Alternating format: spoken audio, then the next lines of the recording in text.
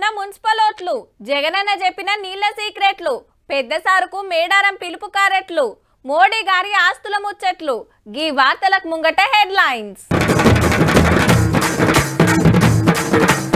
Municipal ఎన్నికల మీద నజర్, ఓట్ల కొట్లాటకు 3 పార్టీలు తయారు.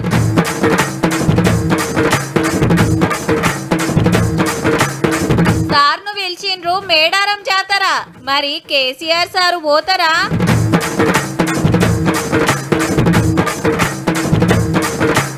జగనన్న బయటేసిండు నీళ్ల భాగోతం, మస్తు సపోర్ట్ ఇచ్చిందట పాత ప్రభుత్వం.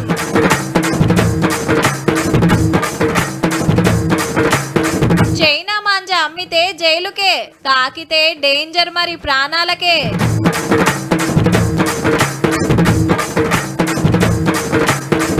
గిట్ల సాగదోలిండ్రు జట్టక్కను.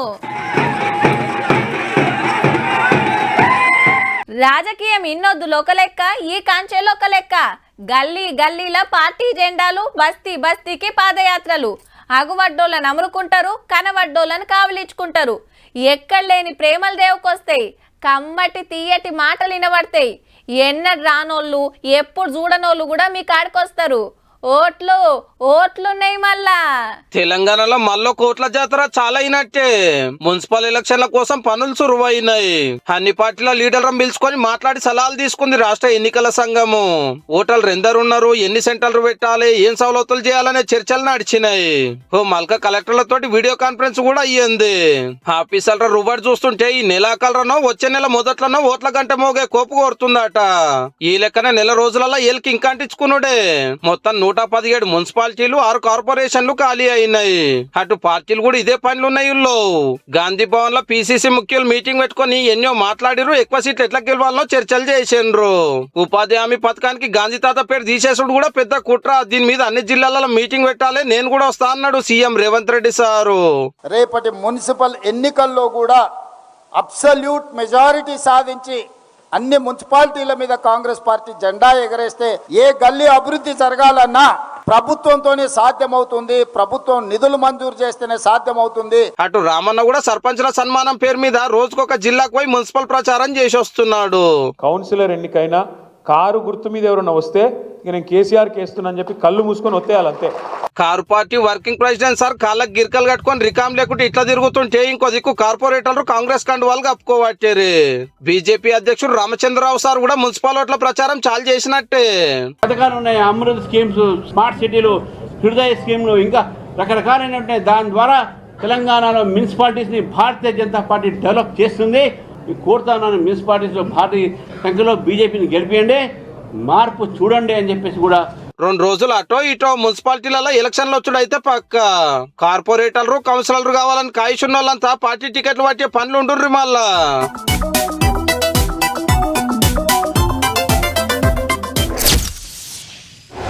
ఇంట్లో పండుగ చేస్తుంటే 10 రోజుల ముందే చుట్టాలు, దోస్తులకు ఫోన్లు చేస్తాం. దగ్గరోళ్ళైతే ఇంటికి పోయి చెప్పొస్తాం తప్పక రావాలి అని. కొందరు కారట్లు కూడా కొట్టించి వంచుతారు. వాట్సాప్లో ఫోటోలు, వీడియోలు పెడతారు. మన ఇంటి పండుగకే ఇట్లా చేస్తే తెలంగాణలోనే పెద్ద జాతర అంటే ఇంకెట్లుండాలి, ఇంకెందరిని పిలవాలి? ఎవ్వలకు మతలబ్ పంపకున్నా మాట వస్తుంది. పోవాల్సిన కాడికి పోవాలి, పిలవాల్సిన వాళ్ళని పిలవాలి, చేయాల్సిన మర్యాదలు చేయాలి. ఇగో గిట్లా. ఇద్దరు ఆల్మొగలకు బొట్టు పెట్టి మేడారం జాతర పిలుపు కారటిచ్చిరు మంత్రులు సీతక్క, సురేఖక్క. ఎర్రవెల్లి ఫామ్ హౌస్ ఉంటే సర్కార్ తరపున మేడారం బంగారం బట్టలు పెట్టి జాతరకు రావాలని పిలిచేండ్రు. ఎందుకంటే 10 ఏళ్లు రాష్ట్రాన్ని వెళ్ళిన పాత సీఎం తెలంగాణకు సీనియర్ లీడర్ ఆయే. పద్ధతి తప్పదు కదా మరి. శోభమ్మ కూడా ఇద్దరికి చీరలు పెట్టింది ఆడబిడ్డల మర్యాద ప్రకారము. ఆహ్వానాన్ని స్వీకరించడం జరిగింది. అదేవిధంగా పట్టు వస్త్రాలను కూడా మేము దేవుని తరపున వారికి అందించడం జరిగింది. వారు కూడా సంతోషంగా స్వీకరించి రిటర్న్ మాకు కూడా ఇద్దరికి చీరలు పెట్టడం జరిగింది. సంతోషం. ఇది రాజకీయాలు మాట్లాడుకునే టైం కాదు. గవర్నర్ జిష్ణుదేవ్ సార్ను, సీఎం రేవంత్ రెడ్డి సార్ను బీజేపీ, ఎంఐఎం, సిపిఐ ఎమ్మెల్యేలను కలిసిరు మొదలే. అట్లనే ఈ సార్ కాడికి రాగానే బాగున్నారా అమ్మా అని వల్కరించిండట. చాయ్ తాగుకుంటా ముచ్చట పెట్టిరు జరసేపు. తప్పకుండా సతీ సమేతంగా వచ్చి దర్శనం చేసుకోవాలని వారు కోరడం జరిగింది. వారు కూడా సానుకూలంగా స్పందించి ఏదో ఒక రోజు హెలికాప్టర్లో రావడానికి నేను ప్రయత్నం చేస్తాను అన్నారు. వచ్చి దీవెనలు అందుకుంటా అన్నారు. ఏం తక్కువ 300 కోట్లతోటి మేడారంలో రువాడి మీద అవుతున్నాయి పనులు. గద్దెలను ఇట్లా మునం పెట్టి వరుసమ్మట పెట్టిండ్రు.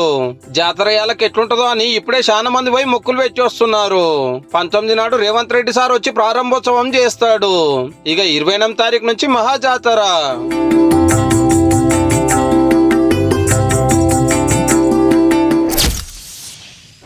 తమ్ముడు, నువ్వేదో కిరికిరి పంచాయతీ పెడదామని చూస్తున్నావు. గవేం నడవై. బేసిన్లు లేవు, బేషజాలు లేవు. ఎవరండి నిపుణుడు? రమ్మన్. తోక తెలియదు, తొండం తెలియదు. ఆయన అప్పట్లో ముఖ్యమంత్రి సార్ మాట్లాడుతుంటే పక్కకున్నోళ్ళు సప్పట్లు. ఎందుకంటే మా సార్ ఏది చేసినా తెలంగాణ కోసమే చేస్తాడు, మనకు అస్సలు అన్యాయం కానియడని మా గొప్పగా చెప్పేటోళ్ళు. కానీ వెనకాల ఏం జరిగిందో చూడుండ్రి జరా. ఆంధ్ర పాత సీఎం జగన్ సార్ ఏం చెప్పిండో ఇన్నాక తతిమ ముచ్చటే చెప్పుకుందాం. మా ప్రభుత్వం అధికారంలోకి వచ్చిన తర్వాత రాయలసీమ లిఫ్ట్ ఇరిగేషన్ ప్రాజెక్టు పెట్టాం. దాదాపుగా 1000 కోట్లు ఖర్చు పెట్టి పనులు కూడా చకచక పనులు కూడా జరిగాయి. ప్రభుత్వం మారిన తర్వాత ఈ ప్రాజెక్టుకు మళ్ళీ చంద్రగ్రహణం పట్టింది. గదన్నట్టు నేను ఏలువల్లి ఉండగా పోతిరెడ్డిపాడుకు పెద్దప్పక కొట్టి రాయలసీమ లిఫ్ట్ పెట్టిన కృష్ణా నీళ్లు మలుపుకొచ్చిన. ఎవరు అడ్డం పడలేదు. చంద్రబాబు రాగానే ప్రాజెక్ట్ ఆగిందని కుల్లా చెప్పిండు. అంటే అప్పటి సీఎం కేసీఆర్ సార్ మంచోడు, సరిపోని నీళ్లు కొంటవమన్నాడు, రాయలసీమను రత్నాల సీమ చేసుకోమన్నాడు, ఏడకింత తాగబట్టలే అని సర్టిఫికేట్ ఇస్తుండ అన్నట్టు. అయితే ఆడ ఈడ సీఎంలు మారినాక ఇప్పుడేమైందంటే జగన్మోహన్ రెడ్డి గారిని నీ ఇంటికి పిలిచి పంచపక్ష ప్రమాణాలు పెట్టి Rayalaseema lift irrigation per day 3 TMCకి టెండర్లు ఇచ్చి కాంట్రాక్ట్లు ఇచ్చి కమిషన్లు కొట్టి భుజం తట్టి వెన్ను తట్టి నువ్వు ప్రోత్సహిస్తే నేను చంద్రబాబు నాయుడు గారి మీద కేంద్ర ప్రభుత్వం మీద ఒత్తిడి తెచ్చి రాయలసీమ లిఫ్ట్ ఇరిగేషన్ ఆపిచ్చిన అధ్యక్ష. అప్పట్లో రూల్స్ తప్పి నేను నీళ్ళు ఎత్తుకొస్తే ఇప్పుడు ఎట్లా ఆపుతారని చంద్రన్న మీద ఫుల్ గరమైండు జగన్ అన్న. ఈరోజు జగన్ రెడ్డి గారు అదే అంటుండు. నేను అధికారంలో ఉన్నప్పుడు దొంగచాటుగా కృష్ణా జలాల నీళ్లు అక్కడ కేసీఆర్ తోటి మంతనాలు చేసి తెచ్చుకోగలిగిన. గాలం ముచ్చట మనకెందుకు కానీ బీఆర్ఎస్ వైసీపీ పవర్లుండగా తెలంగాణకు రావాల్సిన నీళ్లు అటు ఎట్లా పోయింది? మన గవర్నమెంట్ ఎంత మతి ఇచ్చింది? జగన్ సార్ మొత్తం బయటేసినట్టే. ఇదే ముచ్చట మనోళ్ళు ఏళ్ల కంచెల్లి మొత్తుకుంటుంటే ఉల్టా దబాయించిన బీఆర్ఎస్ పార్టీ వాళ్ళు ఇప్పుడేం కథ చెప్తారో మరి. మొత్తం నీటిని మొత్తం ఎత్తుకపోతున్నా కూడా ఒక్క రోజు కేసీఆర్ మాట్లాడే. కేంద్ర ప్రభుత్వం అనేక సందర్భాల్లో హెచ్చరించినా కూడా, లేఖలు రాసినా కూడా కనీసం ఏ రోజు కేసీఆర్ అనే వ్యక్తి స్పందించిన పాపం వారి ఏ రోజు కూడా. శనారంకెళ్ళి ఈ స్కూళ్లకు తాతీళ్ళు. ఇక పోరలు పొద్దుగాలు లేచిండ్రా అంటే పతంగుల మీదనే వాడతారు. గ్రౌండ్కు పోవాలే, ఎగిరేయాలి, లేదంటే బంగ్లాలు ఎక్కుతారు. మార్కెట్ల తీరొక్క తీర్లు వచ్చినాయి. లీడర్లు, హీరోలు కార్టూన్ బొమ్మలతోని ఖతర్నాక్ చేసి తయారు చేసి పెట్టిండ్రు. సెలవులు అయిపోయేదాకా మంచిగా పుర్సత్ చేసుకోవచ్చు. అంతా మంచిగానే ఉన్నది కానీ అస్సలు డేంజర్ దీంతోనే ఉన్నది మళ్ళా.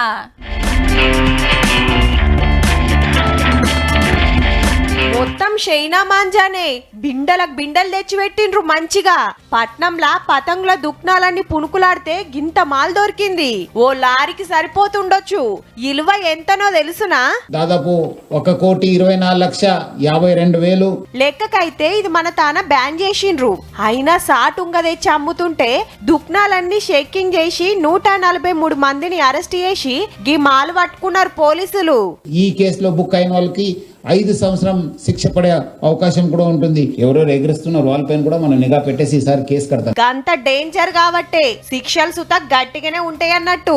గట్టిదనం ఉండాలని మాంజాకు గాజు పెంకల పొడి పూస్తుంటారు. పతంగులు ఎగిరేసినాక గా మాంజా అట్లనే ఇడిచబెడితే చెట్లకు తంబాలకు చుట్టుకునుడు, తొవ్వెంట వైటోలకు దాకి కాళ్ళు చేతులు మెడలు కోసుకోబోవుడు. ఇక పిట్టల గోస సపరేట్ గా చెప్పాలనా? కాలు రెక్కలు మెడకు చుట్టుకోబోయి జీవిడుస్తున్నాయి. ఎగరేస్టోళ్ళకు సుతా డేంజరే. గాల్లో వేలాడే కత్తి, అదృశ్య కత్తి. చూడండి ఇది ఒకసారి, చూసారు కదా? ఇది మనం మెడకు తగిలితే ఏంటిది పరిస్థితి? ఓ అక్క, మా ఊర్లో సర్పంచ్ ఎలక్షన్లకు ఒక ఆయన 80 లక్షలు పెడితే ఇంకొక ఆయన 90 లక్షలు పెట్టిండటనే. ఏ గదేముందిరా, మా అవ్వగారు ఊరు సిటీకి దగ్గర కదా. ఓ పార్టీ అయినా 3 కోట్లు పెట్టిండు తెలుసునా? ఓటుకు 10,000 పంచిండు. మరి అవునా? గంతగానం ఖర్చు పెడితే ఎంత సంపాదిస్తారో 5 ఏళ్ళల్లా. ముత్తెమంతుండే ఊరి సర్పంచ్లకే గంత ఆమ్దా నుండి గంత ఎన్కేస్తే ఇక దేశాన్ని వెళ్ళేటోళ్ళ సంగతి ఏందబ్బా? మన ప్రధానమంత్రి మోడీ సార్కి ఎంత వస్తుందో ఎరికేనా? ఉత్త 3 కోట్లే. బ్యాంకులో దాచుకున్నదే 2,85,00,000. 4.5 తులాల బంగారు ఉంగరాలు 4. ఇవో 2,67,000. ఇక నగదు 52,000. సేవింగ్ సర్టిఫికేట్ లో ఒక 9,12,000. నిరుడు కట్టిన ఇన్కమ్ ట్యాక్స్ 3,33,000. మోడీ సార్ కు సొంత ఇల్లు భూమి జాగాలు ఏం లేవట. భార్యకి ఎంత వస్తుందో నాకు తెలియదు అని రాసిచ్చిండు. ఆల్మొగలు దూరం ఉంటున్నారు కాబట్టి. అగో సార్ ఆస్తి గురించి మీకేమెరకా అంటున్నారా? ఏడీఆర్ అనే సంఘం బయట పెట్టింది. పార్లమెంట్ ఎలక్షన్లప్పుడు నామినేషన్ కాగితాలలో రాస్తారు కదా ఆస్తులు అప్పుల గురించి. గా వివరాలు తీసుకొని మన ఎంపీలు ఎవరు ఏ లెవెల్ ఉన్నారో చెప్పింది అన్నట్టు. అయితే 2014లో ఫస్ట్ ఎంపీ అయినప్పుడు 1,60,00,000 ఆస్తుంటే ఇప్పుడు అది డబుల్ అయిందట. గుజరాత్ కు 3 మాటల ముఖ్యమంత్రి, దేశానికి 3 మాటల ప్రధానమంత్రి. అసొంటిది మోడీ సార్ ఆస్తి ఉత్త 3 కోట్లేనా అనిపిస్తున్నదిలే. ఇక కాంగ్రెస్ ఎంపీ రాహుల్ గాంధీ గారి ఆస్తి 10 ఏళ్ల కిందట 9,40,00,000 ఉంటే ఇప్పుడు 20 కోట్లు దాటింది.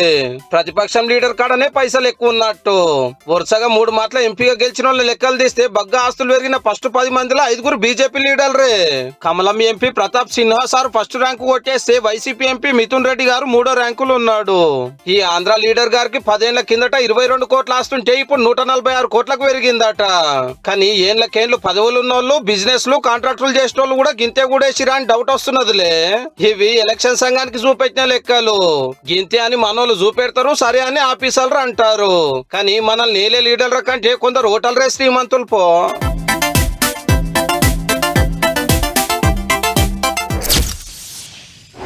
సంతకం పెట్టే ఫైల్స్ ఆటుకు సరిపోను పైకం పెట్టిస్తారు.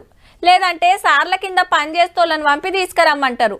ఆఫీస్లో 4 గోడల నడుమ ఎవ్వరు చూడకుండా ఒప్పచెప్తారు. రిస్క్ అనుకుంటే ఫోన్పే, గూగుల్ పే చేస్తారు. ఏదన్నా వస్తువులు కొని గిఫ్ట్ కింద ఇంటికి పంపిస్తారు. అట్లా కూడా తెలియాల్సిన వాళ్ళకు తెలిస్తే కష్టమే. కానీ గీ సారుకు గవ్వేం లేనట్టున్నాయబ్బా. పడతలు పడ్డదే లెక్క అనుకున్నాడో ఏమో. కారు దిగి చక్కగా ఇటొచ్చిండు కాక. గీసారి వెనకెమ్మటి పోగానే కాగితంలో మలిసిన 500 నోట్ల కట్ట చేతిలో పెట్టిండు. పట్నం ప్యారడైజ్ దగ్గర గింత బాజాప్తా లంచం తీసుకుంటున్న గీసారు పేరు జయప్రకాష్ నారాయణ. సంగారెడ్డి జిల్లా జిన్నారం ఆరై గడ్డపోతారం అనే ఊర్ల అసైన్డ్ భూమిలా వీళ్ళు రూల్ తప్పి ఇల్లు కడుతుంటే పర్మిషన్ ఇస్తానికి 2 లక్షలు అడిగిండట. ఊర్లో 1,00,000 రూపాయలు ఇచ్చి కడమ పైకం హైదరాబాద్ పిలిపించి ఒప్పచెప్పిండ్రట. లంచం ఇస్తే రూల్ తప్పి కట్టిన పర్మిషన్, లేకుంటే అన్ని కాగితాలు కరెక్ట్ గున్నా కూలగొట్టుడేనట. గట్ల నష్టపోయినోళ్ళు ఎవరో సారు భాగోతం బయటేద్దామని సీక్రెట్ గా వీడియో తీసి సోషల్ మీడియాకి ఎక్కిస్తే తహసీల్దార్ సార్ కు తెలిసి ఎంక్వైరీ చేపిస్తుండు. జిల్లా కలెక్టర్ గారికి మన చట్ట ప్రకారం ఎలాంటి చర్యలు ఉంటాయో వాటిని సిఫారసు చేస్తూ 5 ఏళ్ల సంధి జిన్నారంలోనే పని చేసుకుంటా బగ్గనే కమాయించిండట. కానీ చుట్టూ గంత మందున్నా వచ్చేపోయేటోళ్ళు చూస్తున్నా గింత కూడా బుగులు పడలే.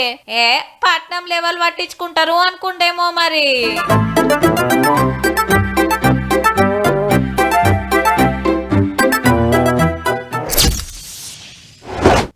ఎక్కడిది కటౌట్లకు పాలాభిషేకాలు, పటాకులు ముట్టించుడు, డోల్ దంచుడు, డ్యాన్సులు చేసుడు చిన్నగుండదు పో. ప్రభాస్ ఫ్యాన్స్ కు పండుగ మరి. బ్యానర్లు, ఫ్లెక్సీలు కట్టి టాకీస్లు పెళ్లి బండపాలు లెక్క ముస్తాబ్ చేసిండ్రు ఆల్రెడీ. ఫస్ట్ రోజు ఫస్ట్ ఆటకే చూడాలని ఆత్రం ఉంటది కదా. తమిళనాడులో సుత సేమ్ గిట్లనే పండుగ చేసుకోవాల్సిన ఫ్యాన్స్ మస్తు నారాజ్ అయిండ్రట. ఎందుకో చూద్దాం పండ్రి. ఎంత పనాయరా అని దళపతి ఫ్యాన్స్ కు పెద్ద పరేషాన్ పట్టుకున్నట్టే కాదా మరి. హీరో గారి సినిమా ఆగిపోతే బాధ ఉండదా?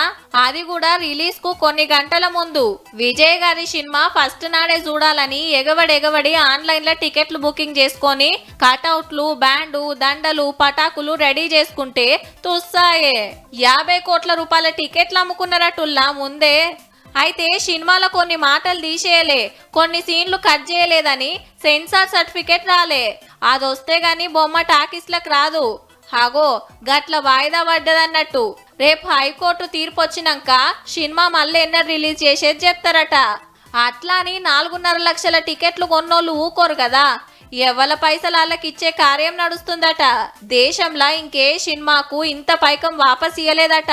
హీరో విజయ్ సారు తమిళనాడులో కొత్త పార్టీ పెట్టినాక జననాయకన్ ఆఖరి సినిమా. ఫుల్ టైం పాలిటిక్స్ లనే ఉంటా, ఇంకెన్నడు మేకప్ వేసుకోనని సినిమాలకు ప్యాకప్ చెప్పిండు. లాస్ట్ సినిమాను సూపర్ హిట్ చేస్తే రాజకీయంలో కూడా హిట్ కొడతాడని అభిమానులు ఆత్రపడితే క్లైమాక్స్ లో గిట్లయింది. ఏదో చేసి సంక్రాంతి పండుగ ముంగట టాకీస్ లకు తెస్తారట. తీన్రి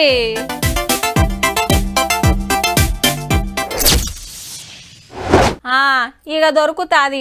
ఎన్నడో స్విచ్ ఆఫ్ పెట్టిండు, కొత్తది కొనాల్సిందే. మొన్న పండుగకే తీసుకున్నారా, ఇంకా ఈఎంఐ కూడా అయిపోలే. అప్పుడే గిట్ల అవుతుంది అనుకోలే. బస్ ఎక్కేటప్పుడు జేబులోనే ఉన్నది మామ, కానీ దిగినాక చూసుకుంటే కనవడలే. నా పక్కకు కూర్చున్నోడే ఏదో మాయ చేసిండు, కానీ గిట్లనే రంది పడుతుంటారు.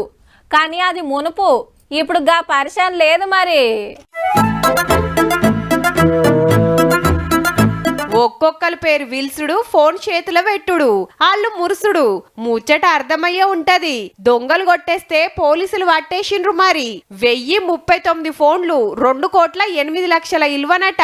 మళ్ళా పట్నమంతా అనుకునేరు మల్కాజ్గిరి పోలీస్ కమిషనరేట్లనే.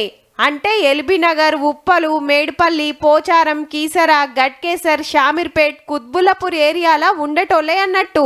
తొవ్వెంట పోతుంటే ఏడన్నా పడిపోయినాయో లేదంటే దొంగలు కొట్టేసిండ్రో గాని ఫోన్ పోంగనే స్టేషన్ల కంప్లైంట్ ఇస్తే సెంటర్ వాళ్ళు తెచ్చిన గీ పోర్టల్లా ట్రాకింగ్ పెట్టి అల్కగా పట్టేస్తున్నారు.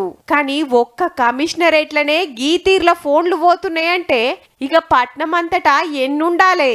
ఇయాల రేపు ఫోన్ అంటే ఉత్తగా కాల్స్ మాట్లాడటానికే కాదు, ఓ చిన్నపాటి బ్యాంకు కూడా.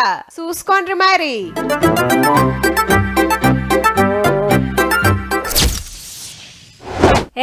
నేను ఆ యుద్ధం ఆపినా, ఈ యుద్ధం బంద్ పెట్టినా అని మైకు దొరికితే చాలు మా గొప్పగా గొప్పలు చెప్పుకుంటాడు ట్రంప్ సారు. దునియాల నాకంటే శాంతి దూత ఇంకెవ్వరు లేరని చెప్పుకుంటాడు. మళ్ళా గమ్మతేందంటే యుద్ధాలు ఆపిన అమెరికా అధ్యక్షుడే కొట్టుకుంటానికి ఆయుధాలు సప్లై చేస్తాడు అన్ని దేశాలకు. ఇవి కాకుండా ఇంకో తీరు యుద్ధం కూడా చేస్తుండబ్బా. ఓ కొడుకో, ట్రంప్ గారు ఇంకో ట్యాక్స్ బాంబు తయారు చేసిండుల్లా. మామూలు బాంబు కాదు, 500% బేలే పెద్ద బాంబు. అంటే అమెరికాల మన వస్తువుల రేట్లు రాకెట్ ఎక్కి మొగుల మీద కురుకుతాయి అన్నట్టు. నిరుడు 150% ట్యాక్స్ వేస్తేనే ఏడుస్తున్నాం, అసొంటిది 500% అంటే చూడుర్రిగా. ఆ దేశంలా మన ఏదమ్మాలన్నా 100 రూపాయల వస్తువు మీద 550 రూపాయల ట్యాక్స్ పడుతుంది. మళ్ళా చారాన కోడికి బారాన మసాలా కథ అవుతుంది కాబట్టి ఎవ్వరు కొనరు. మన బిజినెస్ లు లాస్ చేసే ఈకమతబ్బా. 6 రోజుల్లా బిల్లు పాస్ చేస్తారట. కానీ మోడీ గారు నాకు మంచి దోస్తు అంటాడు. మరి గిదేంది అంటారా? మనం రష్యా నుంచి సమరు కొంటున్నందుకు కోపం మీద ఉన్నాడు అమెరికా అధ్యక్షుడు. పుతిన్ తోటి దోస్తాన బంద్ చేస్తే మన దేశానికి ఫాయిదా చేస్తాడట, లేదంటే ఇంకిన్ని పన్నుల బాంబులేసుడు పక్కనట. కానీ మోడీ సారేమో రష్యా లీడర్ ను పిలుచుకొని రాచ మర్యాదలు చేసే రాసుకొని పూసుకొని తిరగబట్టే. ఇది చూసినాక ట్రంప్ సార్కి ఇంకింత కండ్లు మండినట్టున్నాయి. మరి వెనకాల ఏం రాజకీయం నడుస్తుందో ఎవల జిజ్జేందో గాని అమెరికాల మనోళ్ళ బిజినెస్లు అయితే ఆగమైతట్టున్నాయి పాపం.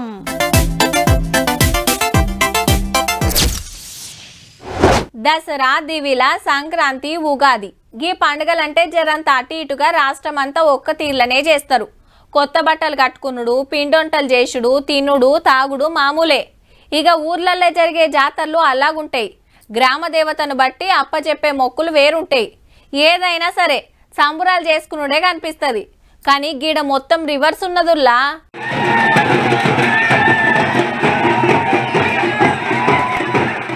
అటు డప్పులు దంచుడు, ఇటు పొరకలు సాటలతోనే దంచుకునుడు, డాన్సులు, నడిమిట్ల నవ్వుకుంటా ఫైటింగులు. చిత్రం అనిపిస్తుందిలే. ఇది సుత పండుగే. నిర్మల్ జిల్లా లింగాపూర్లా జట్టక్కను గిట్ల సాగదోలిండ్రు ఊరోళ్ళు. జట్టక్కని ఊళ్ళో పొలిమేరల నుంచి బయటకు పంపిస్తే లక్ష్మీదేవి ప్రతి ఇంట్లో కొలువై ఉంటుందని మేము నమ్మకంతో అంటే ఊర్లున్న దరిద్ర దేవత నెల్లగొట్టి లచ్చిందేవిని పిలుస్తున్నారు. ఇంట్లున్న పాత చీపుర్లు సాటలు పాత బట్టలన్నీ ఊరవతల పడేసి ఆడనే తానాలు చేసి మళ్ళా ఇంటి బాట పట్టిర్రన్నట్టు. ఊర్లా అందరు మంచిగుండాలి, పాడి పంటలు మంచిగా వండాలని పతేడు చేస్తుంటారు. సంక్రాంతికి భోగి మంటల్లా పాత వస్తువులు పడేస్తుంటాం కదా, ఇది సుత గట్లనే అన్నట్టు. ఎవ్వరి ఆచారాలు ఆళ్ళై మరి. చూసిండ్రు కదా, ఇక ఇయాల్టి తీన్మార్ వార్తలు ఉంటామల్లా. నమస్తే.